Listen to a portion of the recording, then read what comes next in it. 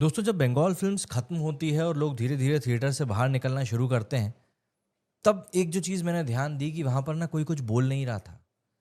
सब के सब एक खामोशी के साथ में आगे बढ़ रहे थे और आंखों में कुछ भी नहीं था। सिर्फ एक चीख थी और कई सारे सवाल थे। कैसे सवाल थे, ये हर कोई समझ सकता है, क्योंकि हमारे सामने एक ऐसी चीज़ रख दी गई है जिसको कि आप सोचेंगे कि यार इसी के बारे में बात क्यों नहीं की जाती। This was the impact of Bengal Files. Bengal Files सिर्फ एक मूवी नहीं है, ये एक आईना है जिसमें आप देखेंगे कि इतिहास की किताबों का जो खून है वो अभी भी सूख नहीं पाया है। And you will be reminded कि सिस्टम तब भी शायद कुछ नहीं कर रहा था और अब भी कुछ नहीं करेगा। सरकार ने तब भी कुछ नहीं किया था और अब भी शायद कुछ नहीं करेगी। अगर कुछ करना है तो वो आपको और हमको ही करना पड़ेगा, और हम हिंदुओं को खुद को एक करना पड़ेगा। दोस्तों, कुछ फिल्में सिर्फ एंटरटेन करती हैं, कुछ फिल्में सिर्फ इन्फॉर्म करती हैं, लेकिन कुछ फिल्में होती हैं जो आपकी रूह तक छू जाती हैं और उस रूह को एक चोट पहुंचा देती हैं। बंगाल फाइल्स वही मूवी है। इस फिल्म को देखने के बाद थिएटर से निकलते वक्त भी कुछ समय तक हम सब में एक अजीब सा सन्नाटा था, जो मैंने आपको बताया। और शायद इसलिए ये फिल्म बनी थी, ताकि हम उस सच को महसूस कर सकें जो कभी इतनी खामोशी से दबा दिया गया जैसे हुआ ही नहीं है। बंगाल फाइल्स एक ऐसी फिल्म है जिसको कि आप भूल नहीं सकते, बल्कि ये कहना ठीक रहेगा कि ये कोई सिर्फ एक आम मूवी नहीं है। ये एक जले हुए इतिहास का जिंदा सबूत है। ये वही सच है जो हमें कभी पढ़ाया ही नहीं गया। वही कहानी है जिसे देश के सिलेबस से रातों रात हटा दिया गया।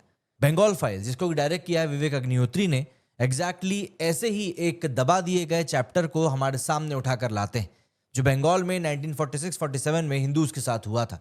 And mind you, this is not just a cinema. ये सिर्फ सिनेमा नहीं है, ये सच है जिसको कि स्क्रीन के ऊपर उकेरा गया है। ये वो सच है जो हर एक भारतीय को समझना चाहिए, महसूस करना चाहिए। फिल्म की शुरुआत सीधे सीधे होती है मुद्दे से। कोई सॉफ्टनेस नहीं, कोई ग्लैमर नहीं, सिर्फ और सिर्फ बंगाल की आग और 1946 की पूरे सिनेरियोज हमारे सामने ला दिए जाते हैं। अग्निहोत्री चाहते ही नहीं है कि आप और हम आराम से बैठकर इस फिल्म को देखें या एंजॉय करें। वो हमें उसी उलझन, उसी तकलीफ में ले जाते हैं जिसमें तब के लोग जिए थे। स्क्रीन के ऊपर द बंगाल फाइल्स लिखा हुआ आता है और आप उस बंगाल को 1946 में जीने लग जाते हैं, जहां हर गली में सिर्फ एक चीज थी, और खामोशी। और वो ऐसी खामोशी थी जो मौत से पहले की खामोशी कहलाती है। ये फिल्म आपको एकदम से उस जगह पर ले जाकर खड़ा कर देती है जहां पर ना तो कोई इंसानियत है, और इंसाफ को तो आप भूल ही जाइए। 1946 का बंगाल, पार्टीशन की चिंगारी यहां पर लग चुकी थी। डायरेक्ट एक्शन डे, इन सब के बीच में कहानी शुरू होती है जर्नलिस्ट गीता मंडल के खो जाने से, जिसको कि ढूंढने का काम मिला है सीबीआई ऑफिसर शिवा पंडित को, मतलब कि दर्शन कुमार को। मगर जैसे जैसे वो सच के करीब जाते हैं, उनके जो पैर होते हैं वो वाकई में जमीन पर टिक नहीं पाते, क्योंकि जमीन खिसक जाती है। सबसे बड़ी बात, जैसे ही शिवा केस की तलाश में लगते हैं, उनका रास्ता मिलता है भारती बनर्जी से, एक बुजुर्ग औरत जिनकी यादें अभी भी पार्टीशन की भयंकर घटनाएं जिया करती हैं।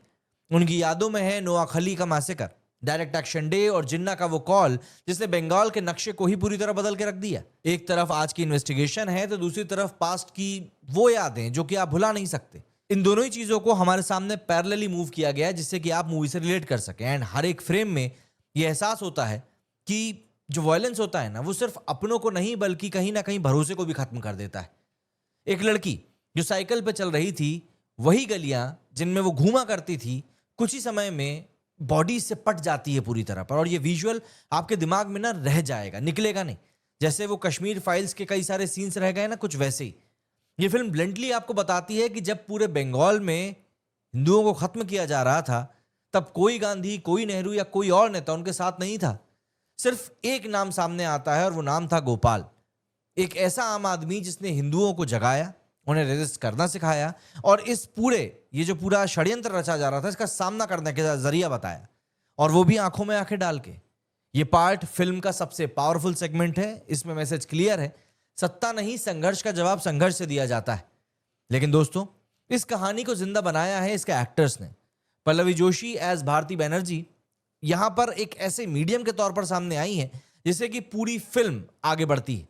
दर्शन कुमार एज शिव पंडित एक सिंसियरिटी को लेकर आते हैं, जो कि मूवी में ह्यूमन टच को बनाए रखता है। एंड अनुपम खेर एज महात्मा गांधी एक शांत ग्रेविटास को यहां पर लेकर आते हैं। उनके डायलॉग्स में आपको लेक्चर नहीं लगता, बल्कि आपको जिंदगी से निकलने वाली बातें लगती हैं। एंड मिथुन चक्रवर्ती अपने विदर्ड प्रेजेंस के साथ में नैरेटिव को ग्राउंड कर देते हैं जब भी मूवी डीरेल होती है। सपोर्टिंग कास्ट ने भी अपना 100% काम किया है। यहां पर आपको मेजॉरिटी ऑफ द मूवी में कैरेक्टर सिर्फ सिंबल नहीं लगेंगे, बल्कि रियलिटी के इंसान लगेंगे, चाहे वो कोई कितने भी छोटे रोल में क्यों ना हो। विवेक अग्निहोत्री ने एक बात क्लियर करी है कि he is not here to entertain us, he is here to expose, to provoke, to make you uncomfortable, और वो हर एक फ्रेम में यही कर रहे हैं। सबसे बड़ी बात फिल्म की सिनेमाटोग्राफी, ये बहुत शानदार है, बहुत ब्यूटीफुल है, बट टेरिफाइंग भी है। वो रास्ते मैंने बताया ना, जहां पर कि वो लड़की साइकिल चला रही होती है, वो कुछ समय में कैसे बदल जाते हैं, ये सोचना भी बहुत मुश्किल है।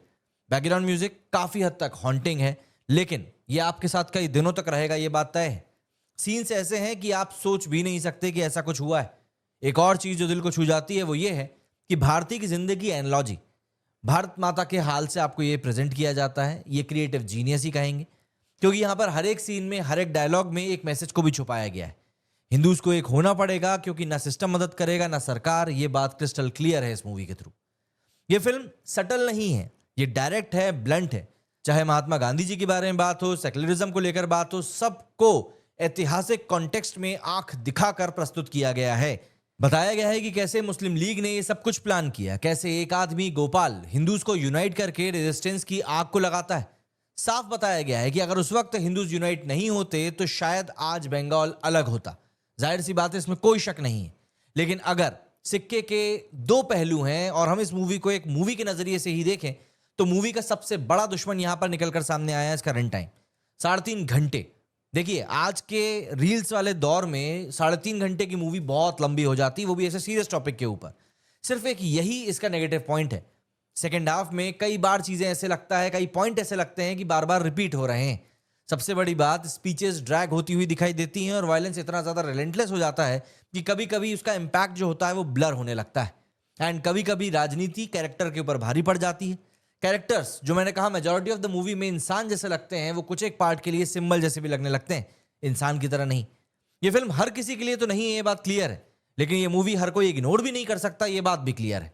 इसकी स्टोरी टेलिंग ग्राफिक है, आइडियोलॉजी क्लियर है। कुछ लोग इसे डिसएग्री भी करेंगे, लेकिन फिल्म आपको प्रोवोक जरूर करेगी और तब आप सारी गलतियों को माफ कर देंगे, क्योंकि आपके जहन में सवाल इतने पैदा हो जाएंगे। आज के जमाने में जब सिनेमा एक्चुअली में सिर्फ बैकग्राउंड नॉइज बन चुकी है, तो जरूरी हो जाता है ये जानना कि ये मूवी आपको क्यों देखनी चाहिए। क्योंकि ये फिल्म आपसे डिमांड करती है कि आप इस मूवी को देखो, महसूस करो। ये फिल्म परफेक्ट नहीं है, मैं ये नहीं कह रहा कि ये मूवी परफेक्ट है, लेकिन ये आपको डिस्कंफर्ट देना जरूर शुरू कर देगी, और यही इस मूवी का मकसद है। एंड वो इस मूवी ने पूरा किया है। ये एक रिमेम्बरेंस है किसी के लिए सिलेक्टिव स्टोरी टेलिंग हो सकती है, बट इससे फर्क नहीं पड़ता। जब आप थिएटर से बाहर निकलेंगे तो कुछ सवाल, कुछ कड़वाहट, कुछ कसक आपके साथ जरूर बाहर आएगी। द बंगाल फिल्म्स देखना सिर्फ एक फिल्म देखना नहीं है, ये एक मोरल रिस्पॉन्सिबिलिटी है। इस फिल्म का हर एक फ्रेम, हर एक डायलॉग, हर एक बॉडी, हर एक चीख, हर एक सवाल है। क्या आप तैयार हो उस सवाल का जवाब देने के लिए? अगर हाँ, तो आपको ये मूवी जरूर देखनी चाहिए, क्योंकि ये फिर आपके ही लिए। दोस्तों, बंगाल फाइल्स देखना हिम्मत का काम है, ये मैं आपको बता दूं। ये एक रिमाइंडर है कि हमारे अंदर की लड़ाई अभी खत्म नहीं हुई है। ये फिल्म आपको प्रोवोक करती है, क्वेश्चन करने पर मजबूर करती है, और सबसे जरूरी, इतिहास को वापस देखने पर मजबूर करती है। अगर आपने ये फिल्म देख ली है तो नीचे कमेंट सेक्शन में जाकर जरूर बताइएगा कि आपको ये मूवी कैसी लगी, और ऐसे और इन डेप्थ सीरियस रिव्यूज के लिए मेरे चैनल को सब्सक्राइब जरूर कीजिएगा। मेरे स्टूडियो फिलहाल इतना ही। जय हिंद, जय भारत।